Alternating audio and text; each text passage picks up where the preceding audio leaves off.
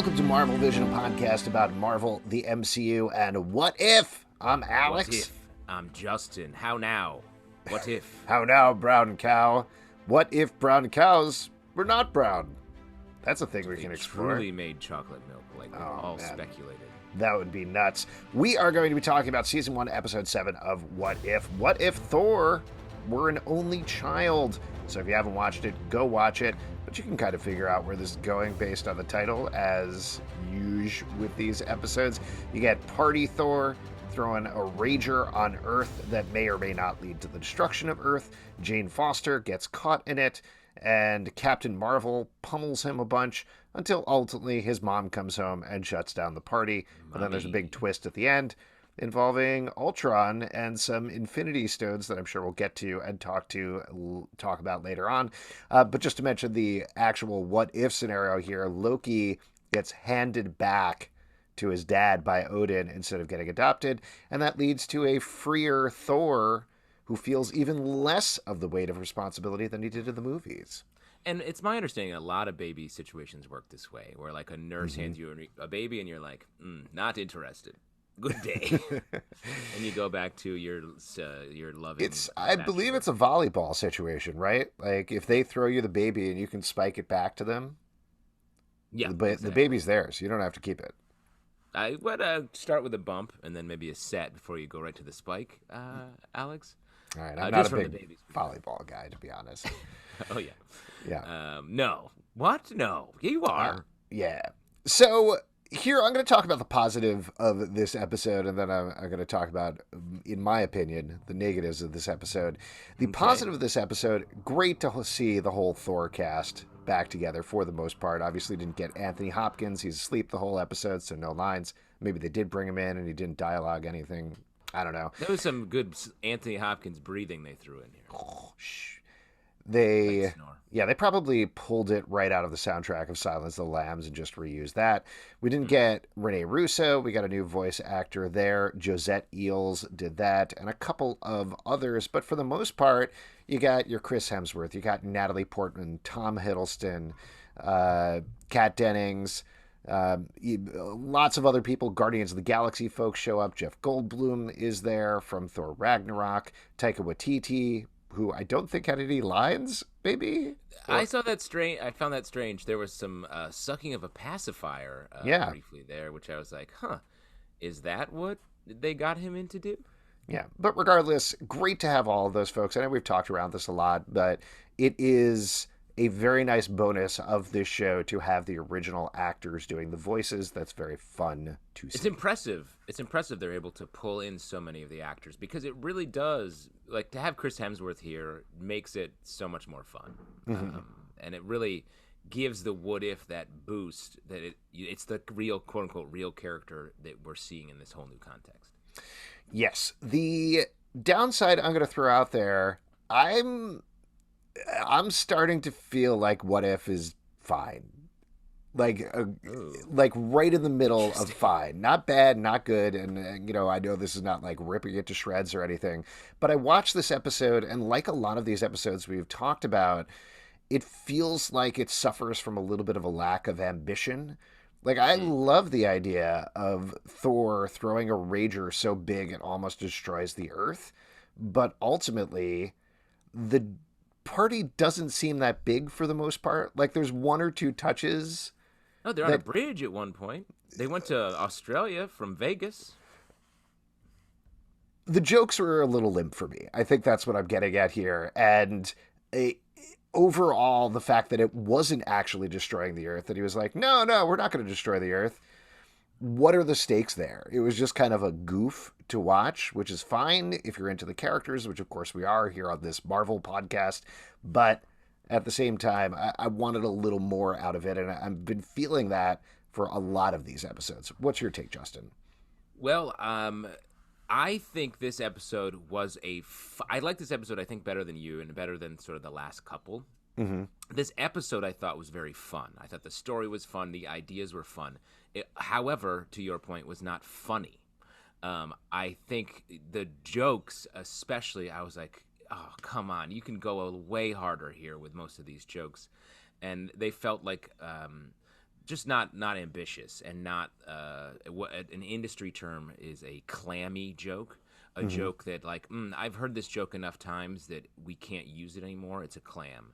And there were just so many of those in this, well-trod jokes that we've all heard before. And it's like, you have the resources to write better jokes than this. The only thing I can say is maybe because the animation is such a long process for all animated shows, but especially this one felt like on a pretty aggressive timeline. And the animation is great. The fight sequence between Captain Marvel and Thor was so cool. It may be that they were writing the scripts very quickly and didn't have the time to punch them up, because I just can't see how they would not make these jokes a little bit better, especially Darcy stuff.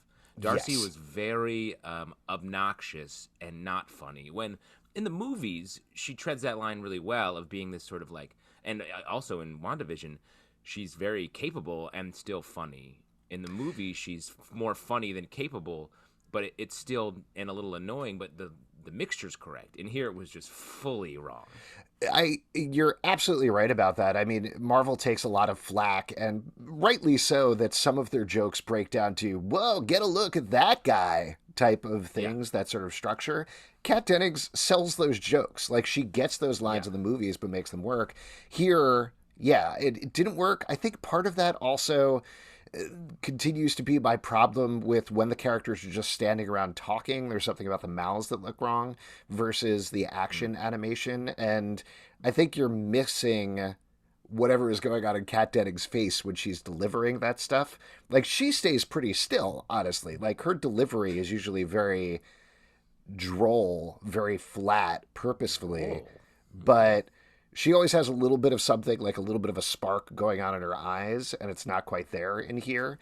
That said, again, on a positive, the idea of her having a quickie marriage to Howard the Duck is very fun. Very fun. That's a good bit. That's what I'm saying. There's a lot of fun here, and I think maybe the visual jokes were much stronger. Thor and Jane getting science and magic tattoos, I thought was really funny. All the little cameo bits with, like, Rocket passed out in the sink, Howard the Duck, like you said, the marriage stuff, Loki showing up as a full-on ice giant and being like a bro. A couple of decent lines, I thought. Nick Fury calling Thor Spicoli was a fun, slightly dusty reference. Release the foam, I thought was a great line. In the dance party, and hey, Whitesnake, like, I'm here for those little things. Those are more references than jokes. It was when they started to do a little bit more advanced joke that I think they got into trouble. Not to be comedy snobs, but we are.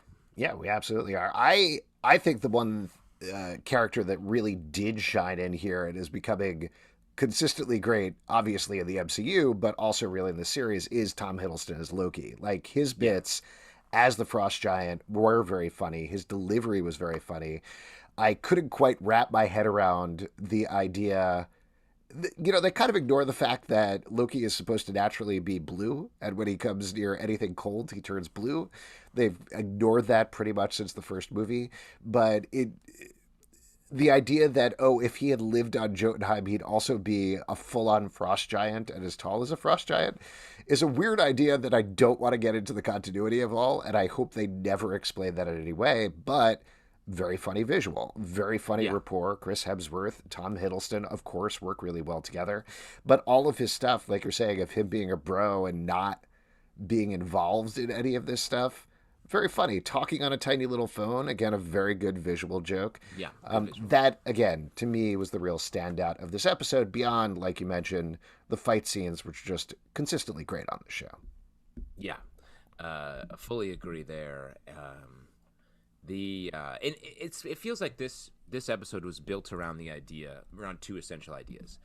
Let's do sort of a party on Earth that gets busted by Thor's mom, the classic, like, sitcom trope, but on the Marvel scale. Funny idea. I applaud that. And it feels like they sort of backed into the rest of the show. And the other sort of tentpole of the episode is let's have a killer fight between Thor and Captain Marvel, which I think they achieved great, just really great visual fight across the board. So It is a successful episode, and I do prefer. I think this episode should have been maybe 1 or 2 ago to break up the extra dark tone they've had for the past 3, because I think the audience is definitely fatigued of these like bummer episodes. Yeah. And Marvel Zombies, while it had a little bit of fun in it, still had like a dark overtone. If they had slotted this a little bit further, I think they could have varied the pace of the season a little bit and kept it FUN. I imagine the idea here, which gets to another slight issue, is that they're teeing up the end game of season 1, which obviously is going to include Ultra at the end of the episode. An army of Ultron show up via portal where Thor is. Again, very funny moment with the Watcher being like, whoa, that wrapped up really neatly. Huh, that was fun. Very like fourth wall breaking, but a very funny moment from Jeffrey Wright. And then this Ultron pops out, suited out with the Infinity Stones. It's Vision's head in there. If you remember from Age of Ultron, the whole goal there was Ultron was going to get in Vision's body. But this gets to something where it's like a total swerve that has nothing to do with the episode. It's clearly a setup for wherever they're heading with this big team up with all these multiversal heroes, which is absolutely fine. But it gets to another issue that I have with this series, which I know we've talked about a bunch, and you've definitely really razzed me a bunch about this.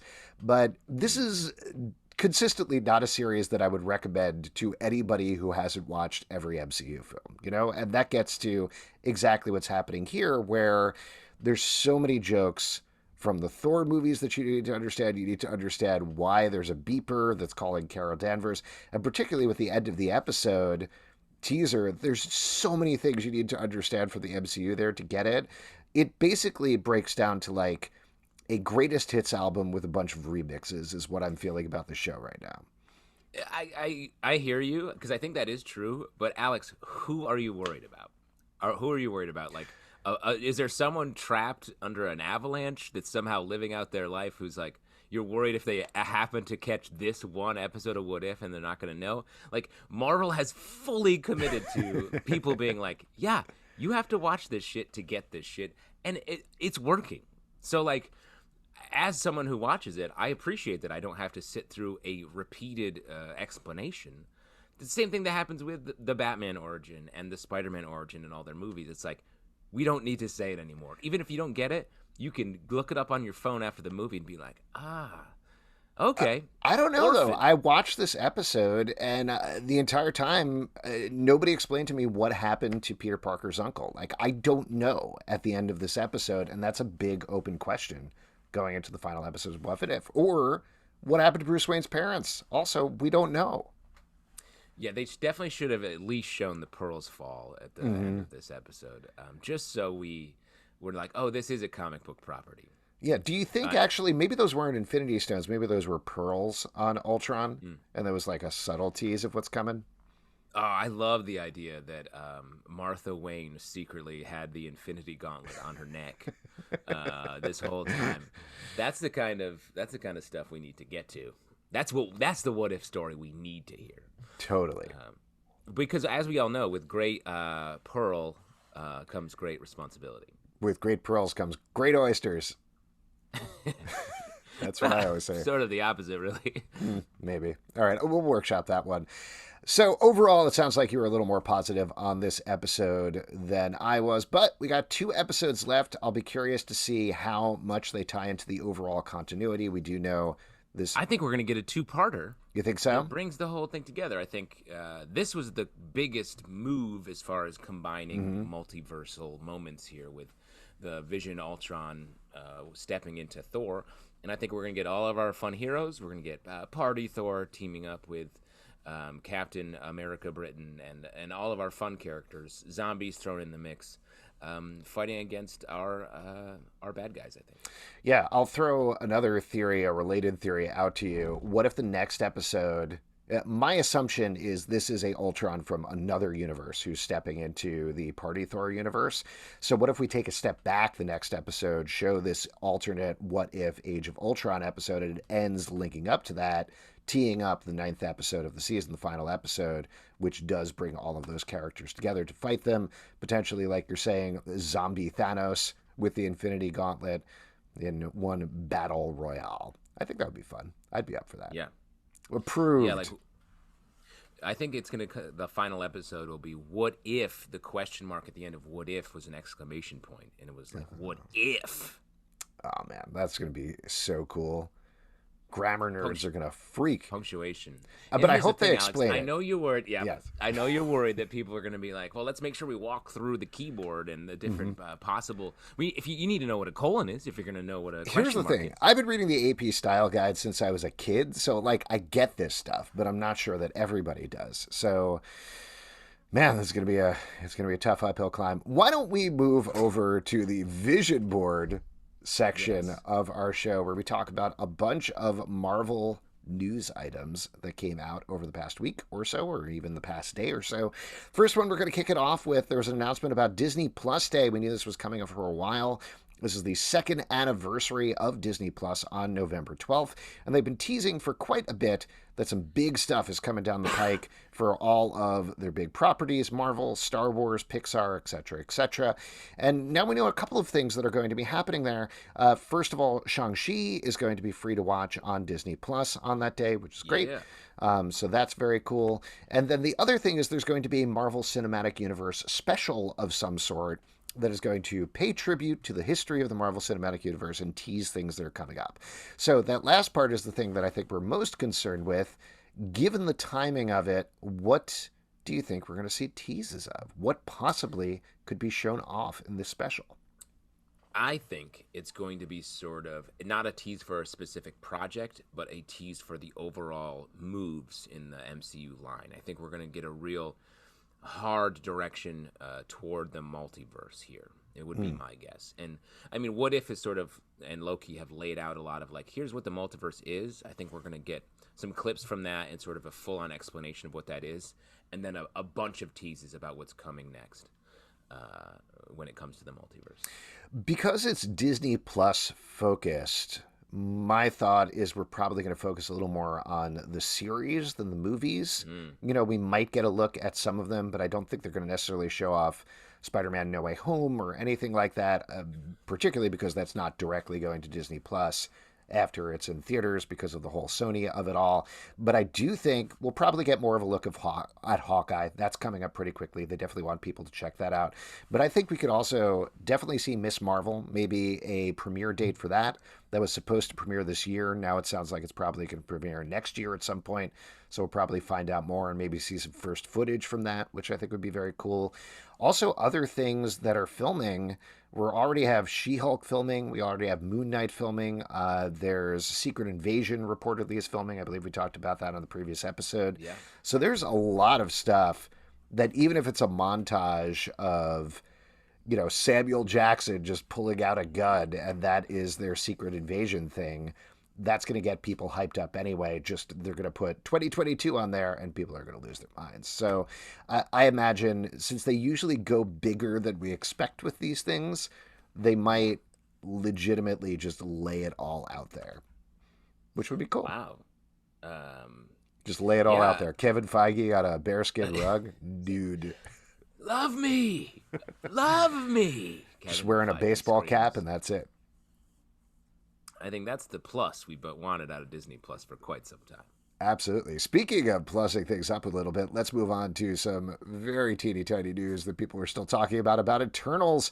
The rating for Eternals came out, and it is rated PG-13 reportedly for fantasy, violence, and action, some language, and brief sexuality. So, as you can imagine, that last one is the thing people are focusing on, spiraling out of control to, we're going to see a sex scene that is going to lead to the birth of Thanos, which seems like a lot to take from brief sexuality. But what do you think, Justin? Are we going to see a Thanos birth scene?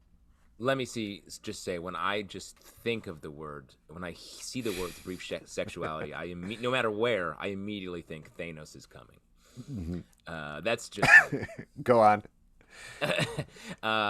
I will say I don't mind that theory too much because that was something covered in the most recent issue of the comic book, The Eternals. So maybe there's a little bit of synergy there, and we are going to. I mean, I don't know if that's something that people are dying for. Like, When you watch Infinity War, you like, yo, I gotta know where this guy was conceived.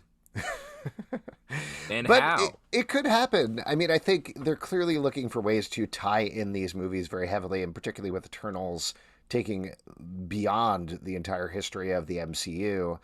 Other than these brief mentions we've seen in the trailers of here's why we didn't help the Avengers during Endgame and Infinity War and laying that stuff out there, I do think they're going to give little ties and weaves through there with footage just to show how they have existed throughout this history.